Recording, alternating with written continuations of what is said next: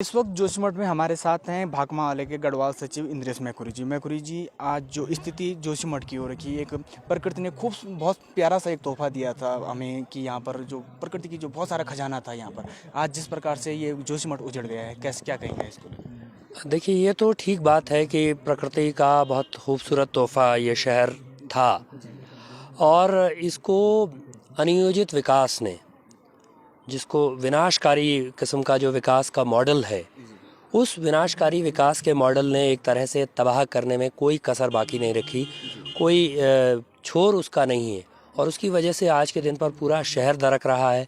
उसके भीतर जो लोग रहते हैं उनके अस्तित्व का संकट है, शहर के अस्तित्व का संकट है। तो दरअसल हमारे यहाँ जिसको विकास कहा गया, वो विकास कैसा है उसका आज के दिन पर ये जीता जागता नमूना है। उस विकास के मॉडल का जीता जागता नमूना ये शहर बन गया है कि वो कैसी तबाही आम लोगों के लिए लाता है। और इसमें विडंबना दरअसल देखिए ये कि एक बिजली परियोजना की वजह से ये विनाश है, जो तपोवन विष्णुगाड़ परियोजना है, और उसका पूरा एक इतिहास है, कोई आज की बात नहीं। 2003-04 से लोग लगातार इस बात को उठाते रहे जब से ये परियोजना शुरू हुई। तो लेकिन आज के दिन पर भी पूरी ताकत इस बात पर लगाई जा रही है कि नहीं, परियोजना पर कोई सवाल नहीं आना चाहिए। तो हम ये सवाल पूछना चाहते हैं कि कौन लोग हैं, ये कैसे लोग हैं जिनकी प्राथमिकता लोगों की ज़िंदगी से ज़्यादा परियोजना बचाना है? तो ये सवाल है। तो जैसे आपने कहा कि 2003 से, इससे 2003 से पहले भी जब हम उत्तर प्रदेश में थे, भूवैज्ञानिकों की एक रिपोर्ट आई थी कि जो संवेदनशील जो इलाका है, उसके बावजूद भी जो हम जोशीमठ के नीचे हैं वो खोखला करते गए, अंधाधुंध जो है वहाँ जो ब्लास्ट किए गए हैं, उसको लेकर क्या कहें?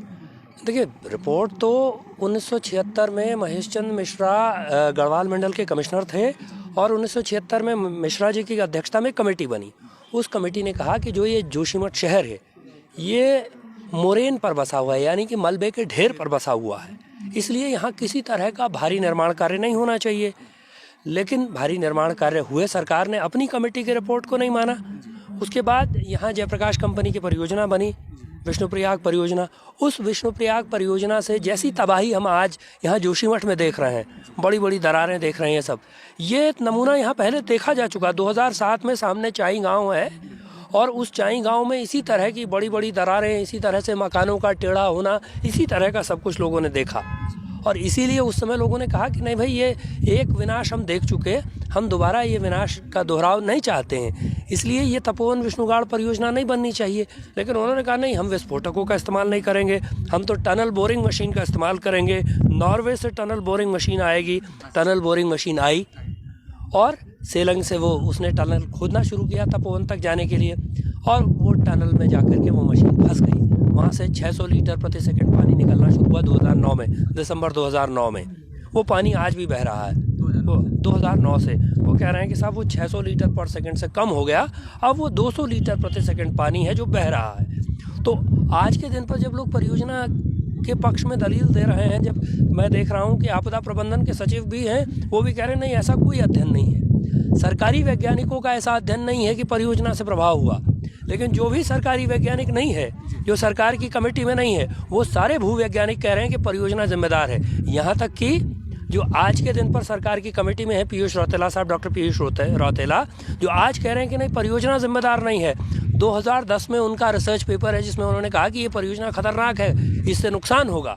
तो सरकार की कमेटी में नहीं, लोगों ने कहा, लेकिन भूवैज्ञानिकों ने ये चेतावनी दी, लेकिन सरकारों ने इस चेतावनी को अनसुना किया और आज सरकार फिर उसी परियोजना को बचाने पर जोर लगाए। जो आपने एक जिक्र किया कि जो सरकार के वैज्ञानिक नहीं है, अभी हाल में ही यहाँ पर जो सरकार के वैज्ञानिकों द्वारा सर्वे किया गया और कहा गया है कि जो 40% हिस्सा है वही सिर्फ जो है आपदाग्रस्त है, उसको लेकर क्या कहेंगे? देखिए, वो तो सरकार के वैज्ञानिक कैसे आए ये भी इसमें इंटरेस्टिंग है कि 1-1.5 साल पहले वो हमारे साथी हैं अतुल सती जी, उन्होंने यहाँ ये कहना शुरू किया कि भाई दरारें आ रही हैं, सरकार को इसका भूगर्भीय सर्वेक्षण करना चाहिए, इसकी जांच करनी चाहिए, इसको देखना चाहिए।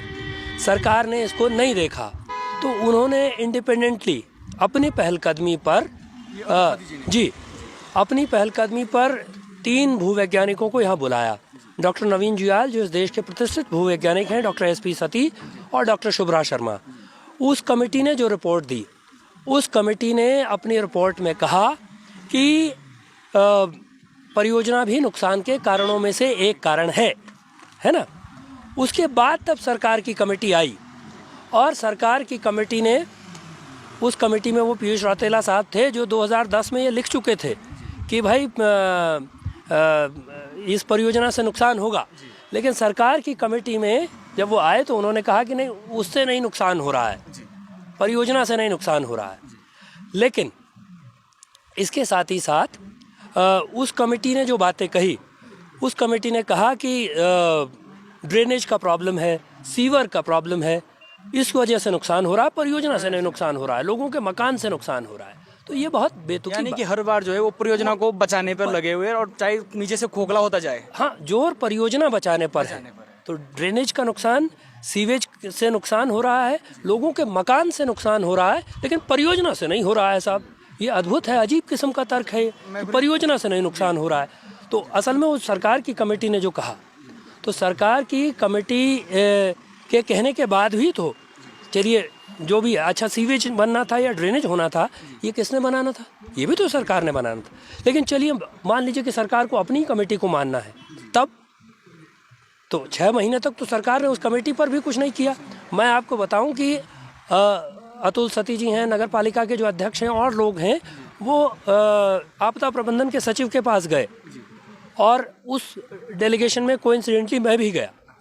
तो उन्होंने उस दिन जब हमारी बात हुई, उस दिन उन्होंने कहा कि भाई मैं कल परसों आता हूँ, जोशीमठ में आके बात करता हूँ। आपदा प्रबंधन के सचिव ने 3 दिन पहले, 4 दिन पहले जब एक अंग्रेजी के अखबार के पत्रकार ने, द सिटीजन वालों ने मुझसे पूछा कि आपके पास कोई ज्ञापन वापन की कॉपी है क्या?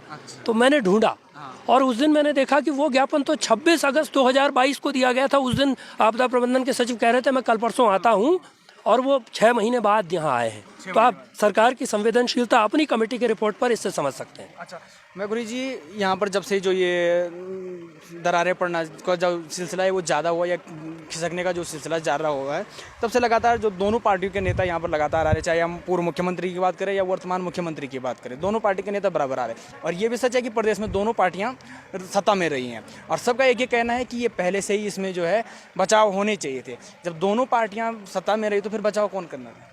नहीं, यही तो जो खास तौर पर जब जिस परियोजना का हम इतिहास की बात कर रहे हैं, तो आप देखिए कि भाई आज के दिन पर जो आज की सरकार है वो उस परियोजना पर आंच नहीं आने देना चाहती। लेकिन जब ये परियोजना शुरू हुई 2003-04 में, तो उस समय एनडी तिवारी जी मुख्यमंत्री थे, और लोगों ने परियोजना का यहाँ विरोध किया। 3 बार यहाँ मुख्यमंत्री के हाथों परियोजना के शिलान्यास का कार्यक्रम बना, लोगों ने विरोध किया, और तब देहरादून में रेंजर्स ग्राउंड में तपोवन विष्णुगाड़ परियोजना का शिलान्यास हुआ। ये एनडी तिवारी थे और उस समय केंद्र सरकार कांग्रेस की थी। तो जो उस समय के ऊर्जा के मंत्री थे पीएम शहीद साहब, वो केंद्रीय ऊर्जा मंत्री आए, एनडी तिवारी ने देहरादून के रेंजर्स ग्राउंड में जोशीमठ की परियोजना का शिलान्यास किया। यहाँ पे विरोध हो रहा था हाँ, इसलिए क्योंकि 3 बार यहाँ शिलान्यास होना संभव नहीं हो पाया, इसलिए देहरादून में जाकर के किया। तो शुरू उन्होंने किया और आज के दिन पर तो बुनियाद का पत्थर उन्होंने रखा, तबाही की बुनियाद उन्होंने रखी, और तबाही का इंतज़ाम इनके राज में हो रहा है। और सिर्फ ये परियोजना का तो ठोस उदाहरण है, लेकिन विकास का जो ये मॉडल है, जिसको हम कह रहे हैं कि ये लुटेरा विकास है, ये विनाशकारी विकास का मॉडल है, तो ये विनाशकारी विकास का मॉडल तो कोई एक सरकार और दूसरी सरकार का मसला नहीं है। सबको लगता है कि विकास का मतलब यही है, इसी तरह की बड़ी परियोजना, इसी तरह के पहाड़ को खोदना है, इसी तरह से बड़ी बड़ी सुरंगें हैं, यही विकास है। तो ये तो इस पर तो किसी को, दोनों पार्टियों में कोई असहमति नहीं है। मैं गुरु जी अभी जो कई सारे जो घर हैं वो पलायन कर चुके हैं, लोग विस्थापित की जो जगह मांग, क्योंकि जो घर टूट चुके हैं तो टूट चुके हैं, लोगों की जो जमा पूंजी थी जीवन भर की वो उन्होंने अपने घर पे लगाई, अब जो टूट चुके हैं, तो आपको क्या लगता है अब क्या होना चाहिए कि लोग जो है कहीं खुशहाल ज़िंदगी और सुखद ज़िंदगी बिता सकें? देखिए, 2 चीज़ें बहुत ज़रूरी हैं तात्कालिक रूप से, तत्काल जो करने की है कि लोगों को उनके विस्थापन पुनर्वास का, समुचित विस्थापन पुनर्वास का इंतज़ाम, और उसमें बहुत नियम कायदा आप छांटने लगें, लोगों को तकनीकी आधार पर फंसाने लगें, ये नहीं होना चाहिए, क्योंकि इस समय लोगों के अस्तित्व का सवाल है। तो एक तो विस्थापन पुनर्वास, और एक कैसे इसके स्टेबलाइजेशन का भी, इस पूरे ये जो दरकने की प्रक्रिया, इसके स्थिरीकरण के लिए भी क्या कोई वैज्ञानिक उपाय है, वो सारे वैज्ञानिक उपाय तलाशे जाने चाहिए। और ये जो परियोजना बनाने का सिलसिला है, खासतौर पर तपोवन विष्णुगाड़ परियोजना है या जो हेलंग मारवाड़ी बाईपास यहाँ बना है, उस पर स्थायी तौर पर रोक लगनी चाहिए। अभी तो आप सोचिए कि भाई थाना अध्यक्ष को आदेश हुआ है कि वो रोकेगा जाकर के काम, है ना। शुरू परियोजना भारत सरकार की है, रोकेगा थानेदार है। तो ऐसा नहीं, बल्कि इस तरह का आई वॉश करने के बजाय ये व्यवस्था हो कि लोगों के समुचित पुनर्वास का इंतज़ाम, लोगों को कैसे फिर से बसाया जाए, कैसे फिर से आबाद किया जाए, और इस शहर को भी कितना बचा सकते हैं, क्योंकि ये बहुत महत्वपूर्ण शहर उत्तराखंड के लिए है, प्रमुख शहर उत्तराखंड के लिए है। लोगों की आजीविका का आधार भी ये शहर है, तो ऐसे करके इसको नष्ट नहीं होने दिया जा सकता। तो इसके लिए युद्ध स्तर पर समुचित इंतजाम की ज़रूरत है। जी चलिए, बहुत बहुत धन्यवाद समय देने के लिए मैकुरी जी। हमारे साथ मौजूद थे भाकपा माले के गढ़वाल सचिव इंद्रेश मैकुरी जी। और जैसे मैकुरी जी ने भी कहा कि जो ये मानव जनित आपदा का जो ढांचा तैयार किया, ये किसी एक सरकार ने किया और आज का नहीं है, ये दोनों सरकार की जो कार्यकारिणी है, दोनों सरकारों की ये कार्यस्थनी है, जिसकी वजह से आज जोशीमठ के जो लोग हैं वो यहाँ पर जो ये भूदशाओं और दरारों का जो दंश झेल रहे हैं। इसमें आगे आपको अपडेट देते रहेंगे। आप देखते रहिए न्यूज़ स्टूडियो उत्तराखंड।